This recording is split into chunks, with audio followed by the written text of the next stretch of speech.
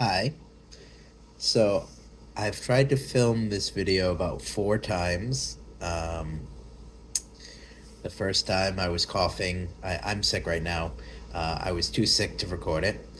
The second time, um, housekeeping was here to clean the room.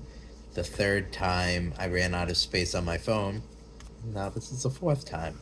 So, we are. We're gonna get this video done. We're gonna finish it this time. So, this last weekend was Christmas weekend, and my lovely wife came to visit, so we were able to spend some time together, which was great. We went to Universal on the first day. We did both parks. We primarily focused on Universal Studios, did a little bit of Islands of Adventure, not a ton, but a little bit. Uh, because a lot of the stuff we wanted to do was in Universal Studios. So we did a bit of that, and then the next day we did Hollywood Studios, and then we did Magic Kingdom, and then we did Epcot on Christmas Day. So, all that being said, I wanted to do. I have 3 videos planned. This video is just going to be about the Universal piece of it. Just going to be about the Universal piece of it. And because we were only there one day, I'm going to do the top 5 best and worst things that I experienced that weekend. So I wanted to do it while it was still semi fresh in my head. I didn't want to keep putting this off any longer, and I'm better. I'm mostly better now than I have been. Um, so, without further ado, I'm just going to start going down the list of my top 5 best things first, and that's going to sort of be some topic of conversations for sure. So the first one on there that was number 5 was the rides. So that's not Christmas weekend dependent. The rides at Universal stay the same. And for the majority of the rides, they're very good. I say that because I know something that's on my worst. So, the majority of the rides are very good at Universal. They are much more thrilling, or they have a different element to them that are not quite Disney themed by far. So, the rides were really fun. We went to Minion Blast, Villain Con Minion Blast, which I have a lot of fun with. I can see why that's not everyone's favorite type of ride, because it's not really a ride. You kind of just stand on like a conveyor belt and shoot things with a gun. But I like that ride because it has an element to it which is interesting for replayability, in my opinion. Because although it's the same static scene that plays out no matter how many times you ride the ride, the app that you link it to is what makes it better and interesting. Because the app, you can get different missions, and when you play those different missions, when you go the uh, on the ride itself, you're aiming for different things that you weren't before. So, although the background and events and things like that don't change, what does change is what you're focusing on, and I think that's a little bit more interesting of a concept, in my opinion. I like that, and also like, you know, you level up, you get new missions, you can customize your blaster. It's a lot of fun. I enjoy that.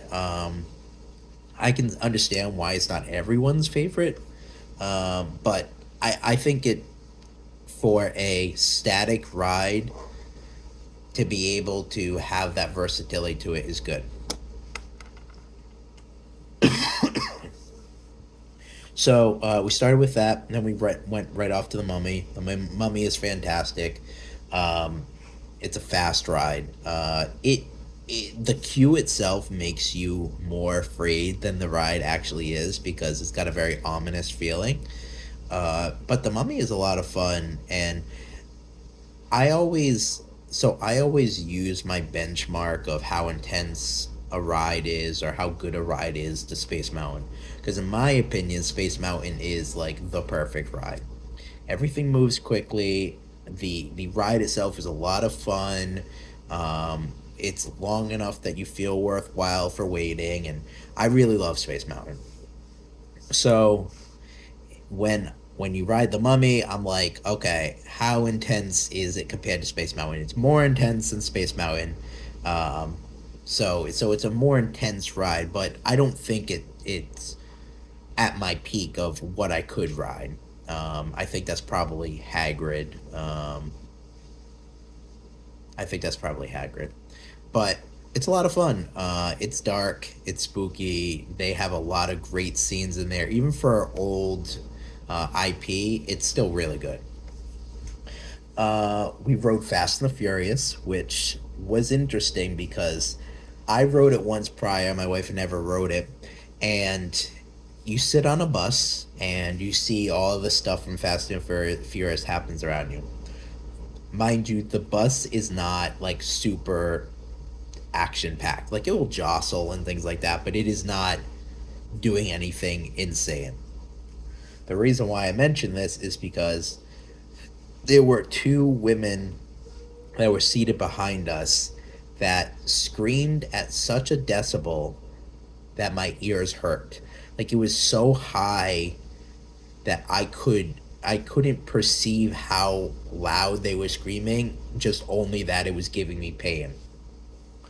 So that was impressive that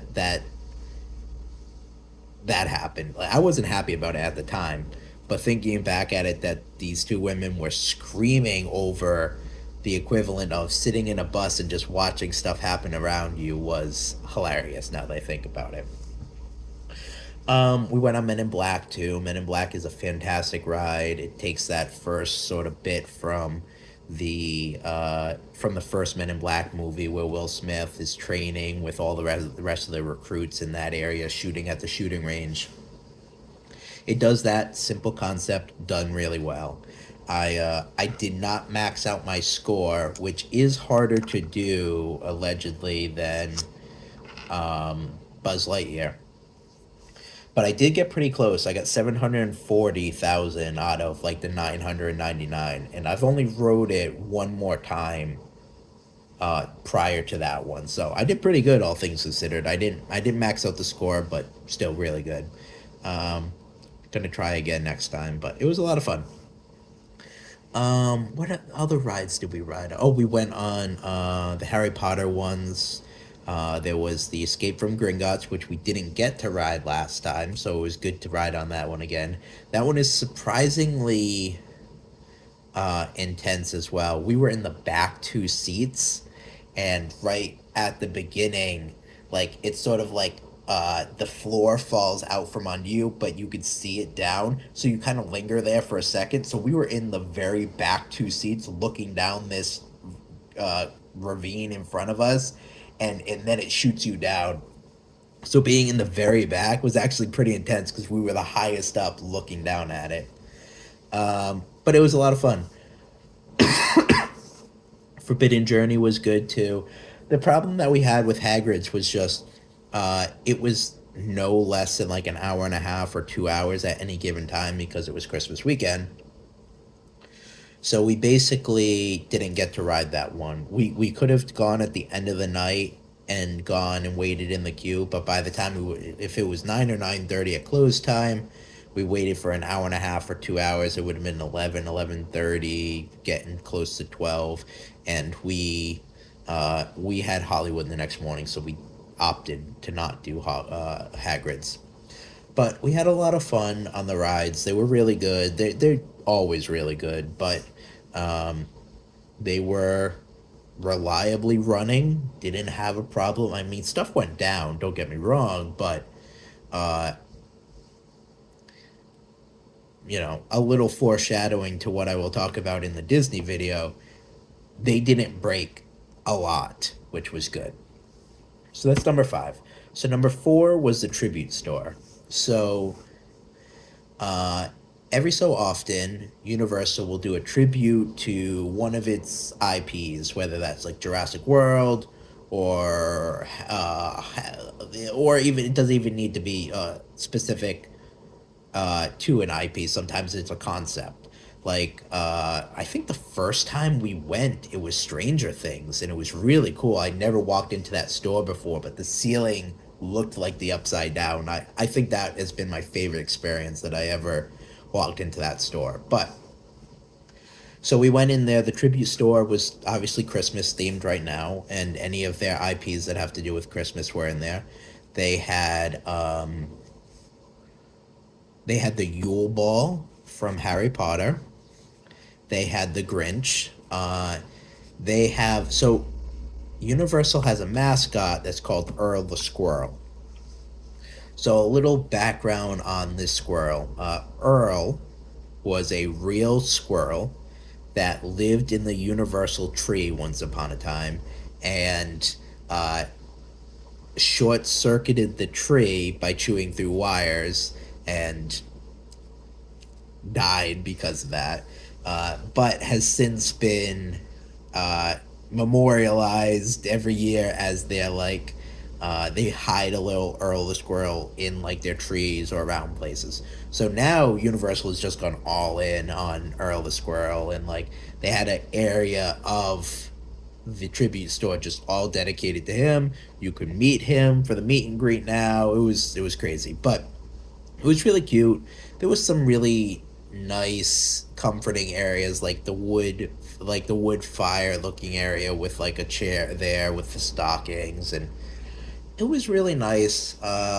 They had everything that was Christmas oriented there. So they have a Christmas at Hogwarts collection, I think, or maybe it's the holidays at Hogwarts collection. I can't remember what it's called, but so they have all like a bunch of spells that are candles. Uh, they have a lot of stockings, all of the sweaters, things like that. So it's kind of cute. I didn't buy anything from the sweets booth this year. I didn't really like what was in there. Um, it was a lot of like fudge oriented stuff, which don't get me wrong, I like fudge. Fudge does not last long in Orlando.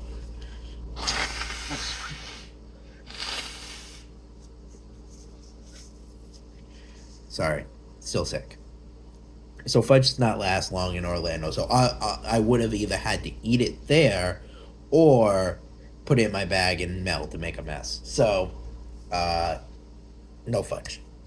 They had other stuff there, but I wasn't really feeling it this year. They didn't have like any cookies that really filled me, and that's usually what I like to get at those kind of places is a cookie, and I can walk out. I can eat it as I go. You know, it's not big or messy. It's not like a caramel apple that it turns into a big to do.